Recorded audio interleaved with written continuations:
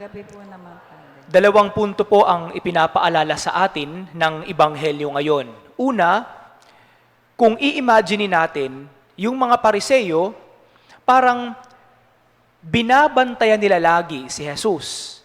At kung i-imagine natin ang sitwasyon ng Ebanghelyo, parang sinusundan nila lagi si Jesus.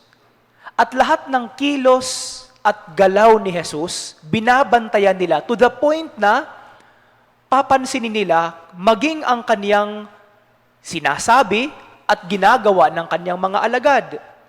Kaya nga, parang ang tingin lahat ng mga Pariseo sa ginagawa ni Jesus, laging mali. Para sa kanila, walang tama sa ginagawa ni Jesus.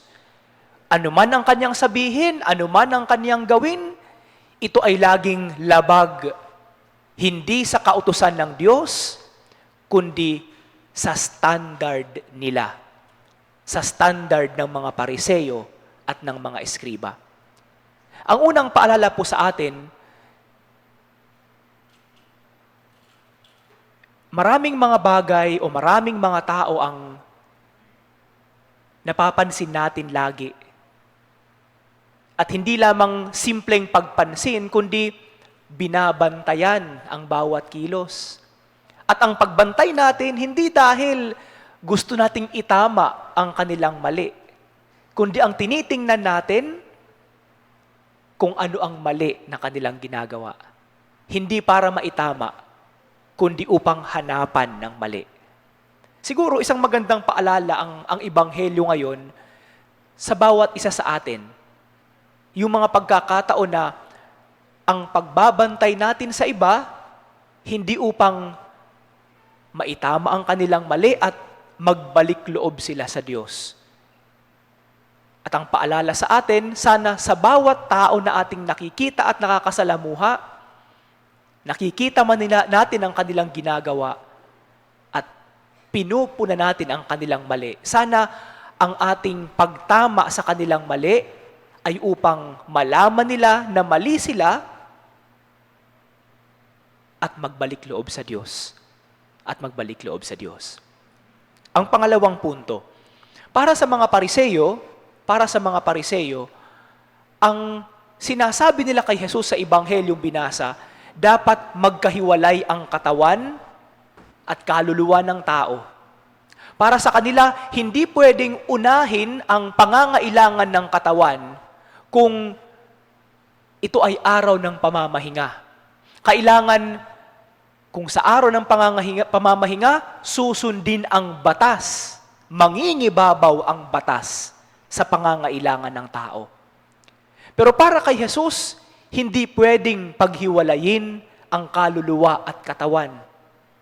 Hindi pwedeng paghiwalayin ang pangangailangan ng katawan sa pangangailangan ng kaluluwa. They always go hand in hand. At kailangan may balanse. Hindi pwedeng binibigyan ng pansin natin ang pangangailangan ng pangangatawan, but at the same time, napapabayaan naman ang pangangailangan sa kaluluwa. Ano yung ang magandang halimbawa nito?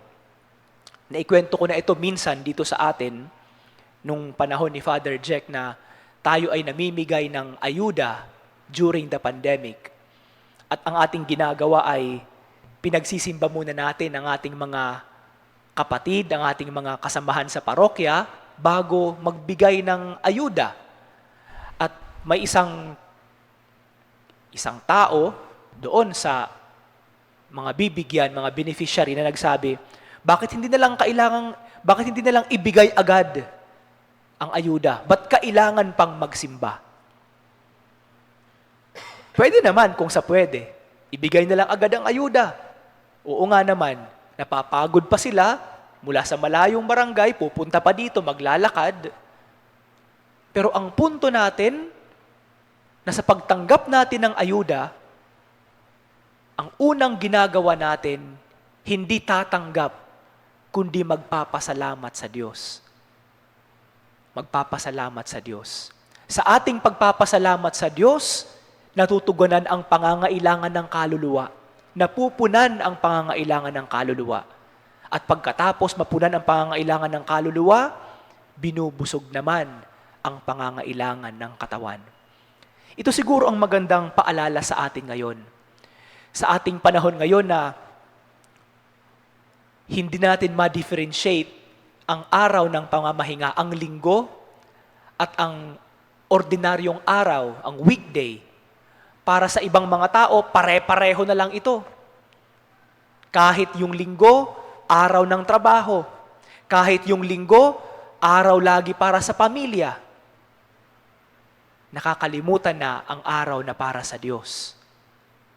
At siguro sa bawat pamilya natin, ito sana ang balanse na ating hahanapin lagi. Oo, nandoon ang ating pagkalinga sa ating pamilya. Nandoon ang ating pagmamahal sa ating asawa at sa ating mga anak. Nandun din ang ating pagmamahal sa ating pag-aaral na kailangan nating ipasa ang lahat ng ating mga pagsusulit. Yun nga lang, huwag sana nating kakalimutan na ang lahat ng ito, kung wala ang Diyos, walang gamit, walang success na ating mararanasan. Unahin natin ang Diyos, hanapin muna natin ang Diyos, at susunod nang ibibigay niya ang lahat ng ating pangangailangan.